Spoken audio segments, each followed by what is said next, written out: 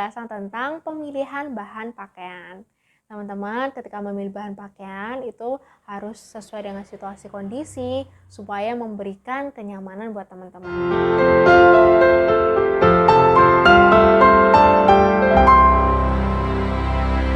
Fashion Stylist. Hai guys, Assalamualaikum. Welcome back to my channel. Kali ini aku membahas topik lanjutan dari video sebelumnya tentang pemilihan bahan pakaian. Nah, untuk pemilihan bahan pakaian itu kalian sesuaikan dengan situasi dan kondisi dalam beraktivitas. Kenapa sih kita harus memperhatikan situasi dan kondisi? Supaya ketika kita berpakaian, kita tuh merasa nyaman, kostumnya tepat, dan menjadi matching. Nah guys, perlu kalian ketahui banyak jenis kain yang beredar. Ada yang bertekstur lembut, halus, ringan, kemudian tebal, tipis.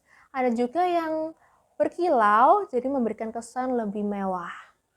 Dan semua itu sesuai dengan seratnya. Jadi, serat itu diolah dengan berbagai macam teknik, lalu menghasilkan lembaran kain. Dan ada 3 jenis serat. Yang pertama, serat alami. Serat alami itu ada serat alami tumbuhan dan serat alami hewan. Nah, untuk serat alami tumbuhan itu memiliki daya serap yang tinggi, lembut, halus, dan dingin. Contohnya seperti katun dan linen. Nah, untuk di manekin, ini adalah katun yang diolah menjadi kaos atau yang sering kita sebut sebagai cotton combat. Nah, untuk pemilihan kaos ini, jika teman-teman ingin tampil lebih casual, lebih santai, atau yang beraktivitas di dalam ruangan atau di luar ruangan sehingga menghasilkan banyak keringat, kalian bisa pilih untuk pakai kaos. Lalu untuk kalian yang ingin tampil lebih formal, kalian bisa pilih pakai kemeja. Dan untuk kalian yang mau tampil semi formal dan semi casual, kalian bisa pilih pakai blus. Lalu katun itu juga bisa diolah menjadi bawahan seperti rok, celana, dan selanjutnya adalah linen. Linen ini memiliki karakteristik yang unik teman-teman. Jadi ketika dipakai, linen tuh terasa lembut, dingin, kemudian tampak luar, linen itu memiliki tekstur. Dan olahan linen itu bervariasi ya, ada berupa atasan seperti kemeja, blus, outer, lalu untuk bawahan seperti rok dan celana. Lalu ada serat alami dari hewan.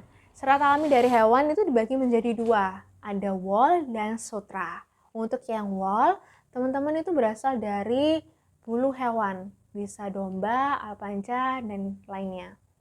Wool itu memiliki karakteristik lembut dan mempunyai elastisitas bervariasi. Untuk teman-teman nih yang ada di daerah dingin, teman-teman bisa pakai wool seperti di Bromo, di Dieng, atau teman-teman yang ada di daerah lebih sejuk seperti Kota Batu, Kota Bandung, dan Kota Bogor. Kalau teman-teman ingin pakai bahan wool, teman-teman pilih yang teksturnya sedikit lebih tipis.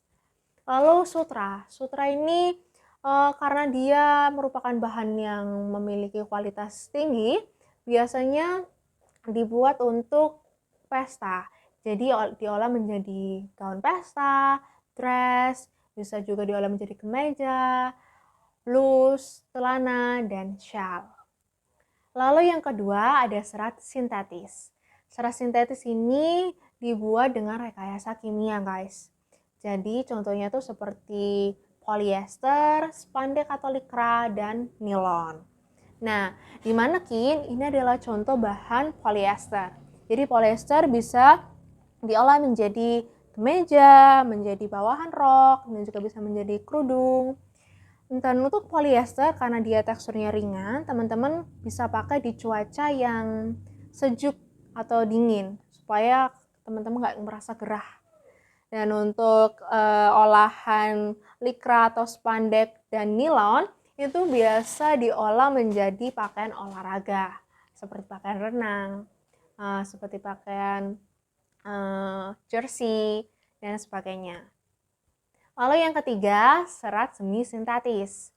Jadi serat semi-sintetis itu serat alami yang diolah dengan bahan kimia, menghasilkan yang bernama rayon.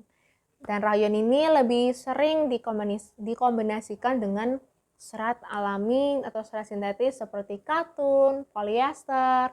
Jadi kalian lebih sering dengar seperti rayon twill, katun rayon, terus rayon crinkle. Dan serat dan kain yang beredar itu teman-teman, ada yang memang 100% seratnya murni, jadi bisa 100% serat alami atau serat sintetis. Ada juga yang seratnya itu kombinasi. Jadi kombinasi antara serat murni dan serat sintetis. Seperti 20% serat polyester, 80% serat katun. Dan ada juga yang kain memiliki serat itu lebih dari 3 jenis. Nah, untuk kain yang kombinasi itu seperti baby terry. Baby terry itu lebih sering dipakai untuk bahan sweater, kaos, jumpsuit. Lalu ada drill, campuran antara polyester dan linen, lebih sering dipakai untuk bawahan. Ada juga corduroy. Corduroy itu unik ya teman-teman. Dia tuh tampak luar itu bertekstur, berbulu, tapi ketika dipakai dia terasa nyaman. Dan olahan dari corduroy itu biasanya berupa celana, kemudian rompi, lalu ada crinkle. Crinkle ini teksturnya jatuh, kemudian tampak luar dia tuh ada serat kain yang bertekstur. Lalu olahannya tuh berupa dress, kemeja, blus, kemudian rok dan celana. Lalu ada organza. Organza itu lebih sering dipakai untuk bahan kombinasi ya teman-teman. Jadi ketika bikin gaun terus kepingin ada kain kombinasi, jadi bisa dipakai organza. Ada juga chiffon. Chiffon juga sering dipakai sebagai kombinasi untuk dress. Jadi dia ringan dan agak tipis teman-teman. Lalu ada velvet. Velvet ini mewah ya. Jadi dia tampak berkilau dan lebih sering dijadikan dress, gamis, kemudian kemeja. Lalu ada denim. Denim ini katunnya berwarna biru dan sering diolah menjadi kemeja, celana, rompi, dan hampir menyerupai jeans. Selanjutnya ada wolfish. Wolfish itu ringan ya teman-teman, jatuh. Lebih sering dipakai untuk dress. Nah, itu tadi penjelasan tentang pemilihan bahan pakaian. Teman-teman, ketika memilih bahan pakaian itu harus sesuai dengan situasi kondisi supaya memberikan kenyamanan buat teman-teman. Nah, teman-teman, thank you so much for watching this video. Semoga video ini bermanfaat. Nah, jangan lupa buat subscribe, nyalakan loncengnya, like, comment, dan share video ini. See you on the next video. Bye. Wassalamualaikum warahmatullahi wabarakatuh.